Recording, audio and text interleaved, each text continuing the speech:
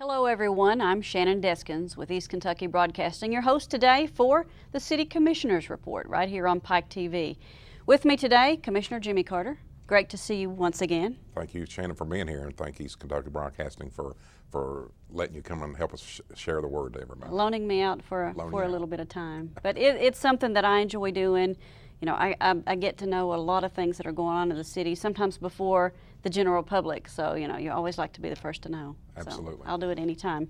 Plus, you and I get along well, and we communicate well and talk about the things that are going on in the city. So it's comfortable for both of us, and that lets us tell the story even better. Yes, and it's great. You know, like I said, being able to talk freely, and we always like to talk about transparency of what's going on in the meetings, and you're always there, good to help us spread the word. So thank you.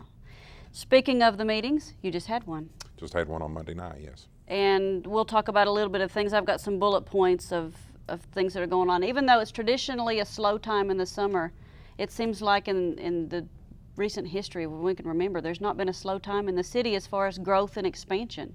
Well, you know, we hit along a little bit on Monday. We were talking about all the projects that are getting ready to finish or start. And it's taken so long to get them to this point. I asked Donovan, I said, what are you going to do in your spare time now? So he said, there's plenty to go around. So there is. We still have a lot of stuff going on. So it's a slow process sometimes, and sometimes it just all comes together at one time. So you never know where you're going. And right now it's one of those things that's everything's going to happen at one time, it looks like. All right. But it looks good. And it feels good for the city. A lot of growth.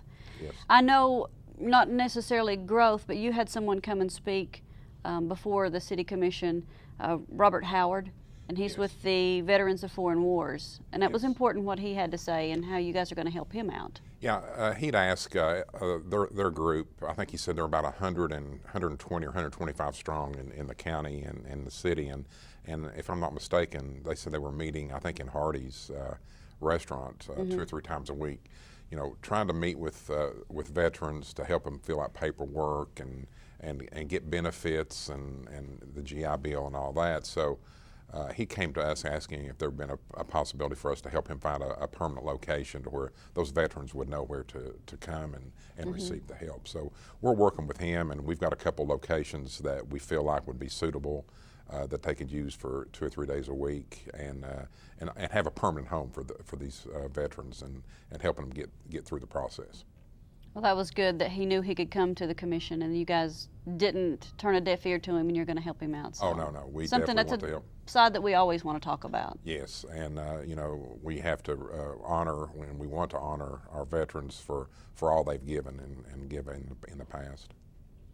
Another thing that is coming up in the news, and we've not talked about it in a little bit of time, so I wanted to mention it and see where we are, is the sewer treatment expansion. You know, it's scary when you hear in the news that your sewer treatment facility is running at over 90% capacity. So we know that things have to be done. Where are we with that? Well, we're still in. It's a slow process as well, and a very expensive process. It's one that we didn't want to have to do, but it's one of those growing pains that we have so much growth going on in the city. And again, I want to remind everybody that it's just not the city sewer plant. There's a lot of sections in the county that their sewer comes to the city as well. So we have to look at that and growth in the county as well for that coming in. So yes, we're in the process. Plans are being drawn. I think we're going to almost have the capability of tripling the size of our sewage treatment plant and not have to move it, which that means that the newer technology that we have today is we can use the tubs that we have and put a different type of system inside those tubs. It's a membrane system that will allow us to do up to 6 times. Now, we say up to. Well, what we plan on doing is taking it in increments. You can take it in smaller increments. You don't have to build it all at one time and say we've got a 6 million gallon plant. We can take it as sections, and it's more cost effective to do it that way. So sort of a as you need it type thing. Exactly. And it's great to know that it can stay in the same location, because for a while you were thinking, well, if we have to move it, where can we move it to? That was a very big concern because, as everyone knows, we don't have a lot of property around here. So with this newer technology, and it's not being used, I'm not even sure there's one in Kentucky. Most of these are out west, and what we're seeing, what their governments are telling us, they're tickled with it, and pretty much clean water comes out at the backside of it. So Well, that's always good to hear. yes. Now, I think we've had some, well, me going to work every day on Peach Orchard, there's been a lot of, I guess, tearing up of the road and working on some water lines. That's somehow tied in with the sewer treatment, isn't it? It is. That's the stormwater separation plan that the state mandated a few years ago that had us under the gun as well. Years ago, the state said it was okay to take, if people's gutters off their house and put them into this sewer system, they at that time said, oh, it just helps flush them out. Well, what happens, all that rainwater goes into the sewer system, it overflows the system and bogs it down, to be honest. So now they've come back, and now we have to go back, even the street storm sewers were going into the sewer plant. So Peach Orchard was one of those areas that was bringing a lot of stormwater into the sewer treatment plant. So what we wanted to do was make sure we got those disconnected and run correctly the way it needed to be done. And that project's really winding down. I think they have some paving, a few little paving issues to finish, and that's done. So that will help us down the road as we are at 90%, that when we do have these big rain events like we had, it's not going to be running the water into the sewer plant. So with the wet summer that we've had, it's had to have been pushing it to the brink. It really has. It's been a tough deal to deal with, but UMG and their staff does a great job keeping us in compliance. That's for sure. I guess I'm trying to think of an analogy to tell everyone in a clearer picture. It's sort of like if you have an RV or a camper and you've got your gray water and your black water separated. Right. That way your sewer treatment is only handling the absolute necessity and not the extra stuff. So, Correct. So that's good to see that was a project that you were able to separate that out and leave, for the meantime, some of the excess water. Yes, and there are still sections in town that some homes, some businesses still have their downspouts and gutters running into the sewer lines, and we would urge you to call UMG. There's no fines involved, but they will help you get a plan to get those run off and get them separated. And it's very important that we do this. It will help us in the future not have to maybe build another sewer plant if we can get all that. We've gotten a lot of them taken care of, but we know there's still a few out there. Another project that has been in the news that's almost ready to be called complete is the horse trail. And I'm really excited about that. It's just something new that the city's offering that we've never offered before. We never have, and don't have a whole lot in this area that can compare it with. I think Knott County, they have a trail ride over there, and I think they might have a barn or two as well. But this is something brand new, and the last report we got Monday was we were 90% complete. The trail itself is complete. The signage just has to be put up, directional signage, and the barn is 90% complete. So we will be ready to roll on that here, hopefully in the next few weeks. Now, what's the length of that trail approximately? I think it's somewhere around 4 miles, if I'm not 4.5, somewhere Right. around there. I'm not really sure. I haven't been on it yet. A couple of commissioners have taken a ride on an ATV around it and said it's absolutely gorgeous. So I'm looking forward to hopefully get up there in the next week or two. Well, anybody who's utilized the walking trail up there knows that it's almost like you're completely escaping from Pikeville when you're up there. Yeah, I mean, you would not believe that you're still in the city limits. It's gorgeous. It really is. And we've touched on this before, and I want to mention it again as far as the horse trail is that it is handicap or ADA accessible, and that is, I can't think of any place around that has that kind of an option, which you'll have, I guess, docking stations or loading stations for anyone who is handicapped, correct? That is correct, and I think the only thing that we found in the state, as far as the eastern part or central to east, is the Kentucky Horse Park is the only one that's got anything like it. So we feel very honored that we're going to be able to offer this service to those that would like to ride a horse and never really get an opportunity to. We're known for our ATVs and our off-road riding as far as going four-wheeling, but we're not known like Central Kentucky for our horses. So that's really awesome to be able to say that we've embraced that, and that there are a lot more people that ride horses and do the trail rides in our area than people can imagine. There is, and that's what surprised me, I guess, is the number of horse enthusiasts in this area, just in Pikeville, Pike County, and just in our small region here. You would never dream that, but we've gotten so many calls at City Hall about when is it going to be open. We're ready. We want to bring our horses and ride. So it's very exciting, and looking forward to see what kind of traffic this brings into the city. Well, you just you hit the nail on the head because they're going to come into the city, but they may be coming from 7, 8 counties away. So they're going to get gas here. They're going to stay in your motels. They're going to eat their food and then visit your retail stores. So, you know, that's a great thing for tourism and dollars coming into Pikeville that we wouldn't have. Just another little niche in what we're trying to do is get people in town. Like I said, you know, with the barns, they can leave their horses. If they need to go eat, they can go and leave them and know that they're safe. And you know, it's just or stay all night or whatever you want to do, or do the Hatfield McCoy tours or rafting. I mean, it all comes together. You can put it that way. So just because you did mention barn, I just wanted to stress that the city at this point won't have horses there for anyone. The barn is for you to bring your horse.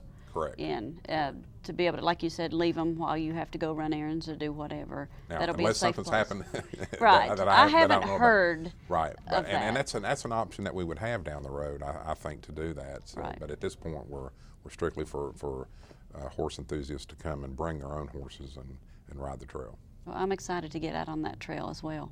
That's going to be another great thing for the city. And it seems like we're just on a roll with expansions and new projects. And while we're at it, let's go ahead and mention Pikeville Commons. Big buzz in town. Big buzz in town, and we're so close right now that you can almost, as they say, you can taste it or feel it. We did get word at the Monday meeting that we are probably going to close on the property between the 13th and the 16th of September. We were told by the developer that he plans the day we ink it that he'll have equipment out there because he's a little bit behind the gun with his brands of stores that are coming here. He promised them a date, and I think that date is getting close to where he's going to be able to make it happen or not. So Right. he's really under the gun to get this thing started. So and you look in the next 2 or 3 weeks, excuse me, you're going to see a lot of activity at the post office area down there behind Texas Roadhouse and all that. You mentioned the post office, and it's like a domino effect. One thing has had to happen, so you have to do another thing. And for the post, I guess for the whole retail establishment to come in there, the post office would have to be moved. Right. And correct me if I'm wrong, but in order for the post office to agree to sell and move, they wanted to be where Fire Station 3 is. In that general area. In that general area, it's Right. on that side of the development. Actually, it'll actually be on the other end of the post or where the fire station is now. But that has to be built at the same time. That's the first section has to be built. So, in essence, we have to move the fire station so they can build that section down that side, and they'll be at the other end. Of course, they're not sorting mail there anymore. It goes to Charleston. Unfortunately, we lost those jobs, but they don't need that size building anymore. So they're going to have a building a lot smaller, but still, until it's finished, that building will still stay and they'll still be functional until that section of the commons is completed. They will then move. They will raise that building and then continue with the building on around. I'm glad you mentioned that because a lot of people are you hear bits and pieces of conversations. It's not very often that we get to hear the entire conversation and know the whole story. So there will be a seamless transition with the Yes. post office and the postal service. So they're not going to move until the new building is ready for them to move into. So if you're Correct. concerned about, well, I use the Thompson Road post office, you don't have to worry. It's not going to move someplace else. No. It's going to move sort of next door, but it should be a close to seamless transition. I would think that would be a weekend move or something like that to where you probably never know what's happening. That's It'll just be a go to the other building right. sign Go on the next door. door. And Fire Station 3, you have already got your site prepped and ready. I think I spoke to the city manager, Donovan Blackburn, just a couple days ago, and he said the electricity is there. You've already done some work to the hillside behind it, We so have. that site's ready. The site is ready. We have put the building out for bid 2 or 3 weeks ago. It came back a little higher than what we had projected. We made some modifications in some of the design work, and we put it out to rebid. And we hope to have that back here in the next couple of weeks with new numbers, so we can start moving forward. Okay. Now, Pikeville Commons itself, how many retail stores? I'm gonna pin you down. I know you can't tell me names. Can't tell you Because names of but I confidentiality, think there's but- like 4 or 5, at least 5 anchor stores, which would be a big box store. So that's your national chains. That's the national brands, and you will recognize every one of those. And there's several smaller shops. I can't remember exactly the number. I want to think somewhere around 20 maybe. I'm not really sure. And So you're going to give local owners and regional stores, retail establishments, and restaurants and whatever the chance to spread into Pikeville if they're not already here. Yes, and it could be possible that a business that's already in Pikeville would want a better location or newer location, and that would be available as well. I think there are spots for 2 restaurants in this additional to Texas Roadhouse. And let's keep in mind as well the 200 apartments that are going to be built on top, which just culminates the whole area. You know, the mixed use is what they call it, is very exciting. There's not, you know, it's one of those things where larger cities with universities, you see this a lot. I was thinking the same thing. You go to these bigger cities, and they've almost like a community within it, a community of, they don't have to drive wherever, you know, they can Right. just walk out from their home, they can walk and eat, they can shop, walk up and down, and that's a nice area to walk or jog. You see people walking their dogs and things all the time up and down Thompson Road in that whole area, so. Yes, and it's, you know, like I said, I was in Durham last year, and with Duke and University of North Carolina right there, they had several of these shopping centers that had the apartments and studio apartments above the retail, which I thought it was, you know, kind of weird to see, but the buzz and people just walking around, walking from shop to shop, and it was pretty exciting. It is exciting to think that, you know, there's so many different projects, you know, the Jenny Wiley Theater for one, that gives Pikeville the bigger city feel without having to leave the city that we're so used to and comfortable with. So And I think you're going to see a lot more, you know, just with the university coming back into session here in the last week or two, how many kids are out walking around in the evenings and the afternoons, and just on my street where I live, I usually don't see that many college kids, but evidently they're migrating out into the community, which is great, and we're seeing a lot of activity, people walking, riding bikes, jogging, and that sort of thing. It's great to see. well, you know, and it's a great thing for the university too, because that's, you know, you talk to James Hurley or Paul Patton or whoever, and that's their goal, is they want the community to be attractive so that when our students graduate, they stay here. You know, our whether it's the doctors graduating from the medical school or your business professionals or whatever, it's great to see that the city's embracing that to where it's an attractive place. You know, a lot of these students are coming from states away, not just communities and other counties within Kentucky, and it's awesome to see that they like Pikeville so well when they got their education here that they want to live here. Well, you know, our goal is we want to give them a reason to stay. And I think with a lot of the projects that we have finished, a lot of the projects we're working on, and the projects in the future that we're working to get, I think it's going to make a big difference to make some of the decisions of some of these college graduates to stay and find a reason to stay here, and we want to give them a reason to stay. Right.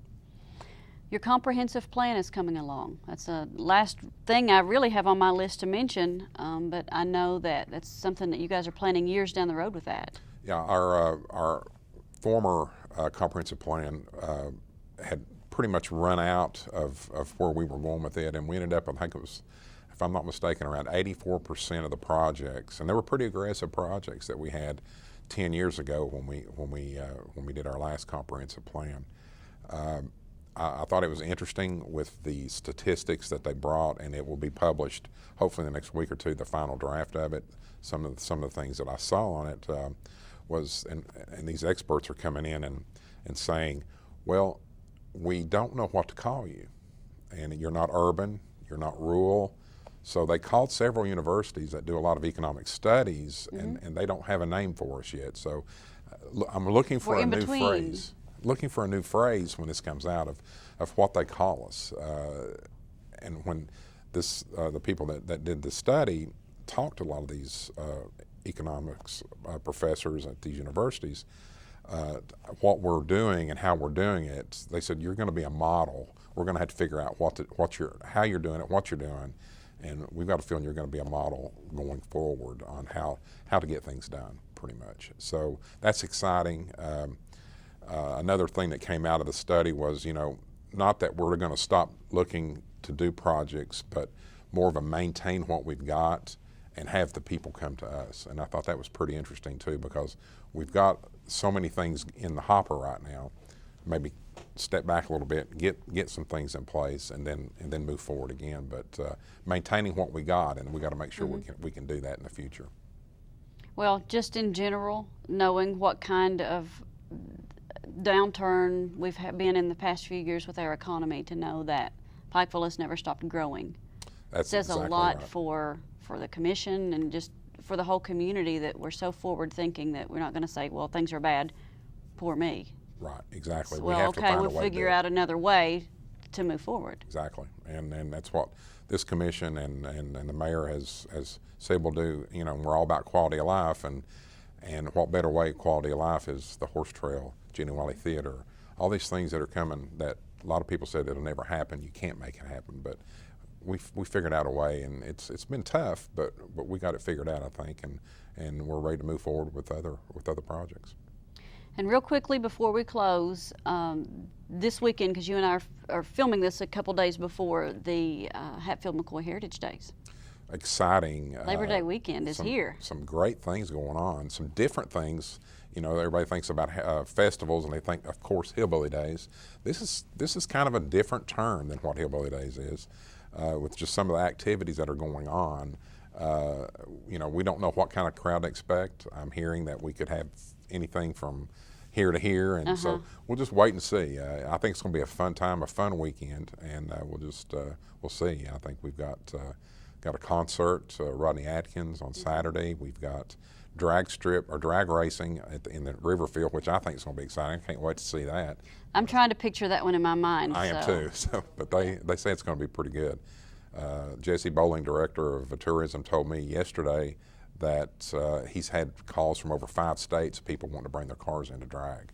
So it's going to be pretty exciting. Of course, Hatfield-McCoy tours, just all kinds of things. So, if you're seeing this before then, please come down and check everything out. And it's just one of those, it's the first event, so it's going to have some tweaking, and it's just one of those, take notes and get ready for next year. Right, exactly. So I'm excited to see what that holds, and excited about everything going on in the city. Anything else, any last words before we close? I think that's it for now. Hopefully we'll have some bigger and better news, maybe some exciting news by the end of this week. We'll see. All right, maybe next time we meet we'll talk about the groundbreaking that just happened for Pikeville Commons. That'd be great. All right, Jimmy, thank you so much for joining us. Thank you, Shannon. And thank you for joining us for another edition of the Pikeville City Commissioners Report. I'm Shannon Deskins.